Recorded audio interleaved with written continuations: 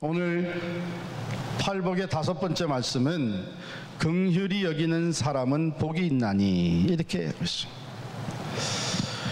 서로를 긍휼히 여기는 사람이 복된 사람이요, 복된 가정이요, 복된 교회요. 왜냐하면 그들이 긍휼히 여김을 받을 것이며 그랬습니다. 어떻게 보면은 인과관계의 표현입니다. 긍휼히 여기는 자는 복이 있나니 그들이 긍휼히 여김을 받을 것이며. 그런데 이런 프린시플이 신약 전체에 흐르고 있는 것을 우리는 볼 수 있어요. 주기도문 보면 마태복음 6장 12절에 우리가 우리에게 죄 지은 자를 사하여 준 것 같이 우리 죄를 사하여 주시옵고, 조금 더 내려가서 마태복음 6장 14절 15절에 보면요, 너희가 사람의 잘못을 용서하면 너희 하늘 아버지께서도 너희 잘못을 용서하시려니와 너희가 사람의 잘못을 용서하지 아니하면 너희 아버지께서도 너희 잘못을 용서하지 아니하시리라. 또 마태복음 18장 35절에 너희가 각각 마음으로부터 형제를 용서하지 아니하면 나의 하늘 아버지께서도 너희에게 이와 같이 하시리라. 야고보서 2장 13절 긍휼을 행하지 아니하는 자에게는 긍휼 없는 심판이 있으리라. 긍휼은 심판을 이기고 자랑하느니라 그랬어요.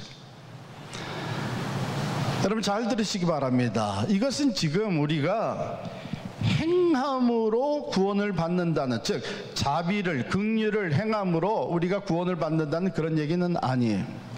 이 가르침은 예수 그리스도의 제자들에게 주신 가르침으로서 오늘 우리 믿는 사람들에게, 성도들이 어떻게 살아야 될 것을 말씀해 주신 것인데, 정말 복된 삶이라는 것은 하나님의 자비와 긍휼하심 속에 거하는 삶인데, 너희가 그 하나님의 긍휼하심을 계속 받으면서 그 은혜 안에 살려면은 긍휼을 베푸는 자가 돼야 된다.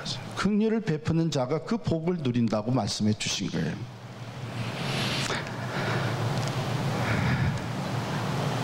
여기에 긍휼이라는 거는 그 헬라 말이죠, 신약성경. 그러나 이것이 유대인들의 그 생활 속에서 쓰여진 것을 나중에 이제 헬라 말로 성경에 기록된 건데, 그 유대인들에게 있어서 긍휼 또는 자비라고 하는 단어, 대표적인 단어가 헤세드라고 하는 단어입니다. 그것은 본래 어떤 의미를 가지고 있냐면 상대방의 삶 속으로 들어가서 보고 생각하고 느낀다, 이런 뜻을 가지고 있어요.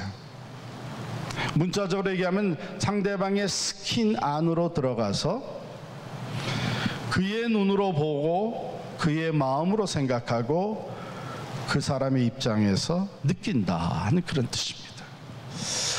사실은 그렇게 할 수 있을 때에만 진정한 긍휼, 섬김이 이루어집니다.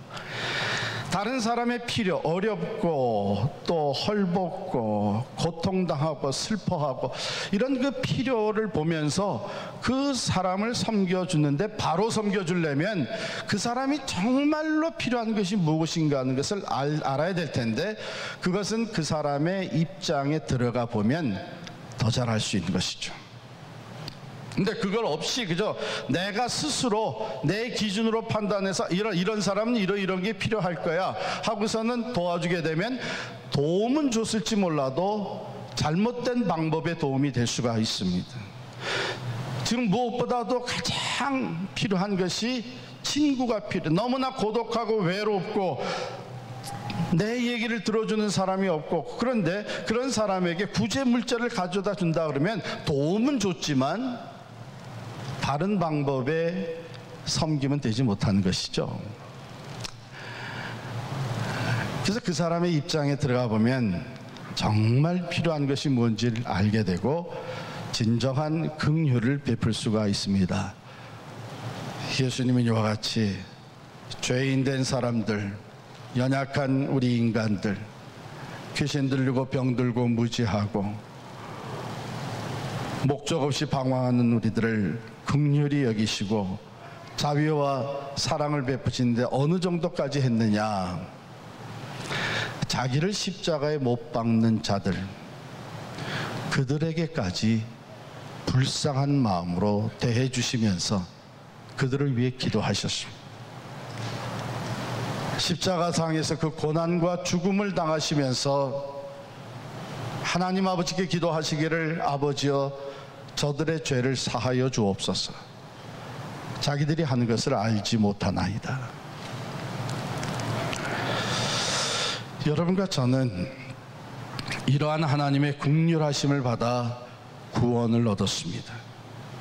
어떻게 보면 이미 가장 행복한 사람이 되었습니다.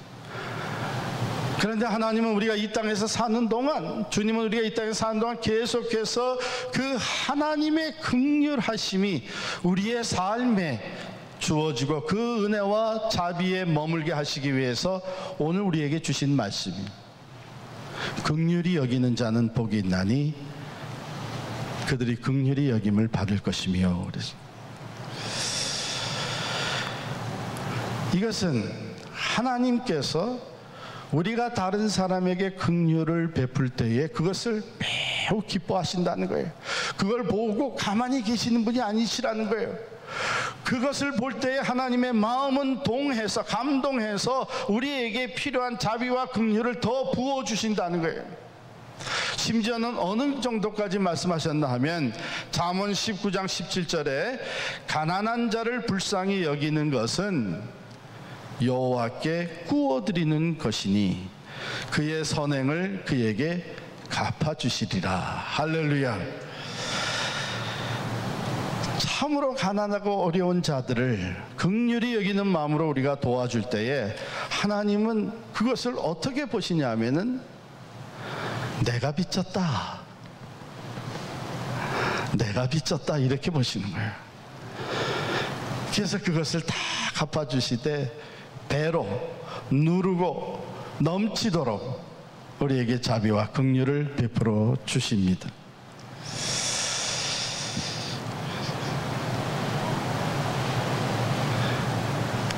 예수님은요, 한 비유의 말씀을 통해 가지고 그 자비와 긍휼을 베푸는 것에 구체적으로 어떤 것들이 내포되어 있는지를 우리에게 가르쳐 주셨습니다. 그 비유가 바로 선한 사마리아인의 비유예요. 한 사람이 예루살렘에서 여리고로 내려가다가 강도를 만나서 모든 것을 다 뺏기고 실컷 매 맞아 거반 죽게 되었습니다. 강도들이 그를 그냥 버려두고 갔습니다. 그런데 제사장이 그 옆을 지나가면 그가 죽어가는 것을 보고도 제사장은 그냥 지나쳐 갔습니다. 또 성전에서 섬기는 레위 사람도 제사장과 똑같이 그냥 보고 지나쳐 갔습니다. 그런데 한 사마리아인이 그것을 지나가다가 그를 보고 그를 살려줍니다. 이렇게만 얘기하실 수도 있었을 텐데 예수님은 그 사마리아인이 어떻게 그 죽어간 강도 만난 자를 도와주고 그에게 긍휼을 베풀었는지를 구체적으로 설명하고 있어요. 누가복음 10장 33절에 보면 어떤 사마리아 사람은 여행하는 중 거기 이르러 그를 보고 그랬어요. 가까이 갔다, 그렇게 돼 있어요. 여러분, 우리는 인생을 살면서 주변을 돌아볼 필요가 있습니다. 너무나 자기 야망과 자기 욕심에 집착되어 있는 사람은 사람이 보이지가 않습니다. 주변의 사람이 보이지가 않아요. 여기서 굶주린 사람이 있고, 여기서 가슴 아파하는 사람이 있고, 여기서 절망하는 사람이 있고, 여기서 두려워 떠는 자들이 있는데 보이지가 않는 거예요. 하나님은 우리가 주변을 돌아보기를 원하십니다. 서로 돌아보아 나의 기쁨을 충만케 하라. 교회 안에도, 바로 우리가 속해 있는 교구와 공동체 안에도, 함께 성가를 부르는 찬양대 안에도 우리가 조금 관심을 가지고 돌아보게 되면 긍휼이 필요한 사람들이 있습니다. 가정이 깨어졌습니다. 직장을 갑자기 잃었습니다. 전혀 상상치 못했던 병이 발견이 되었습니다. 사랑하는 사람이 전적으로 의지했던 가정의 기둥이 세상을 떠났습니다.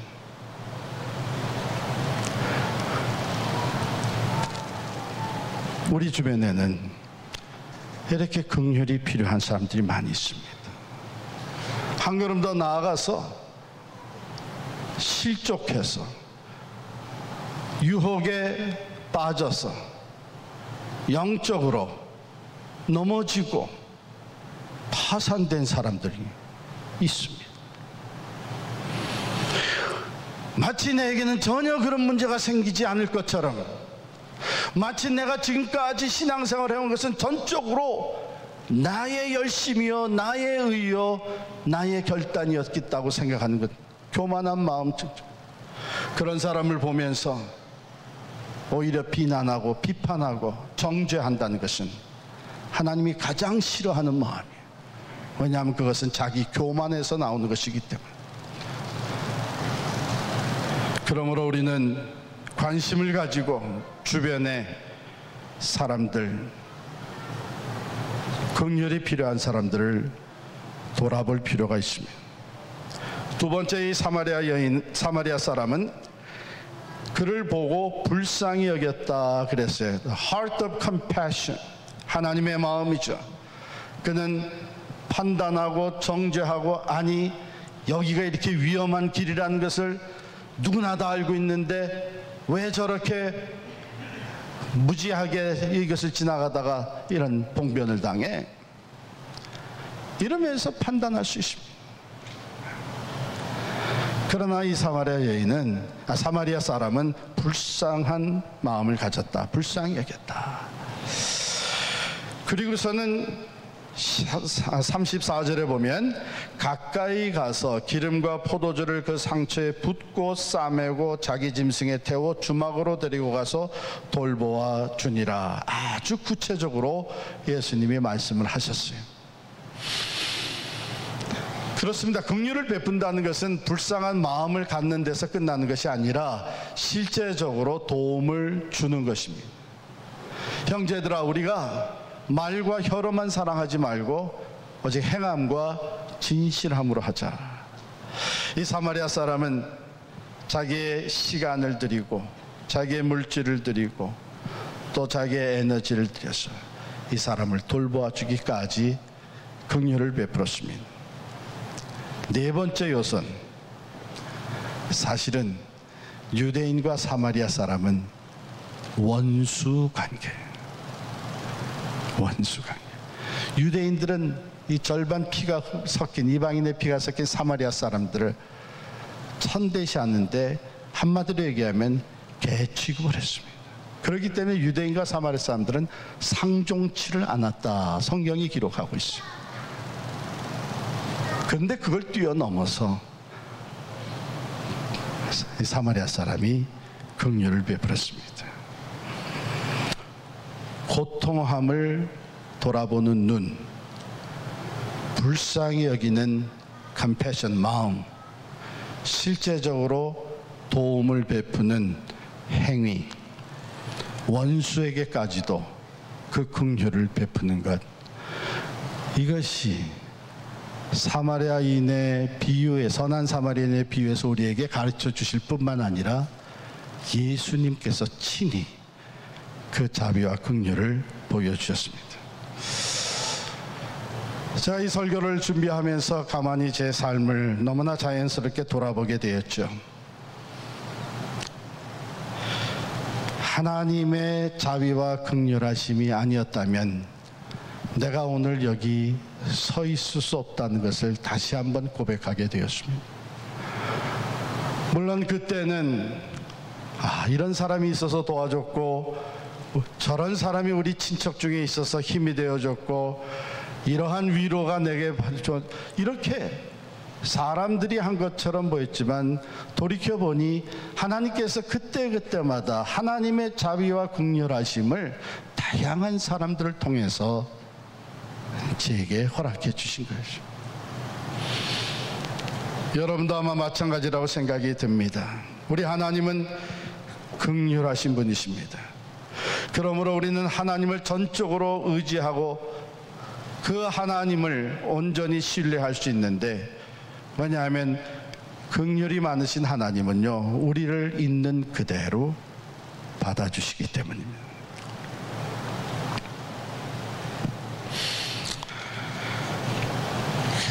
마지막으로, 그렇다면 우리가 긍휼의 사람으로 만들어져 가는데 가장 중요한 것이 뭐냐?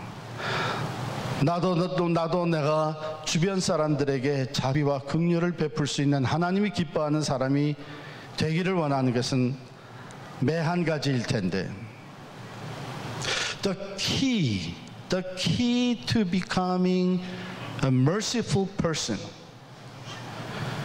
긍휼의 사람으로 변화되어가는 그 키가 어디에 있느냐? The key는요, is to become a broken person. 내 심령이 깨어지는 것.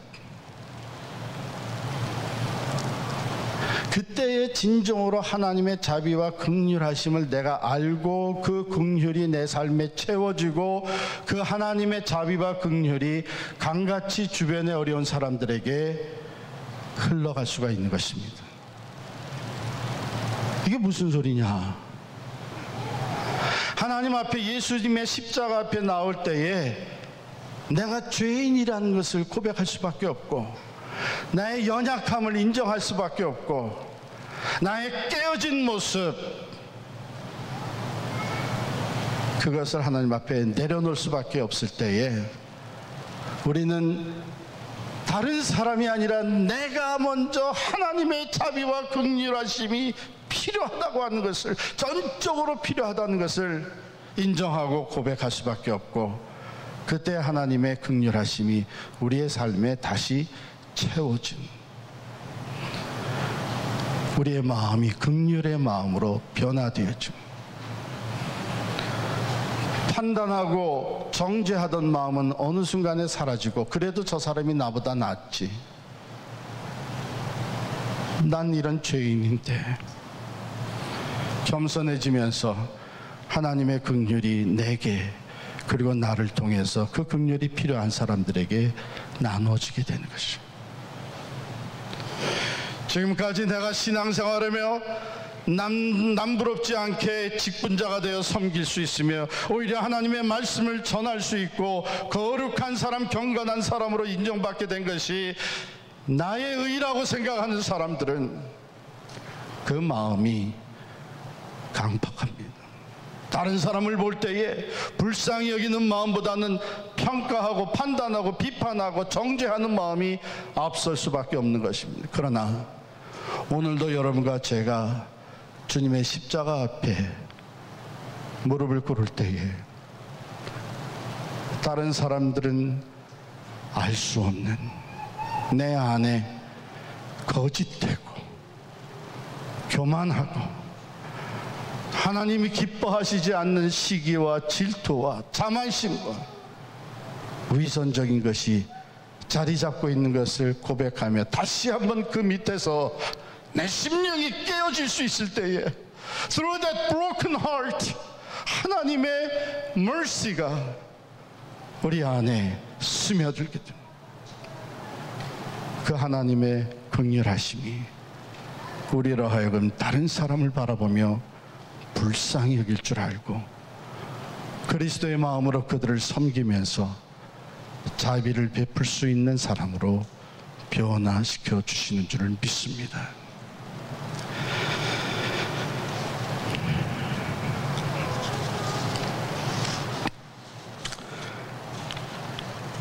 주님께서 이런 교훈을 우리에게 남겨주셨습니다.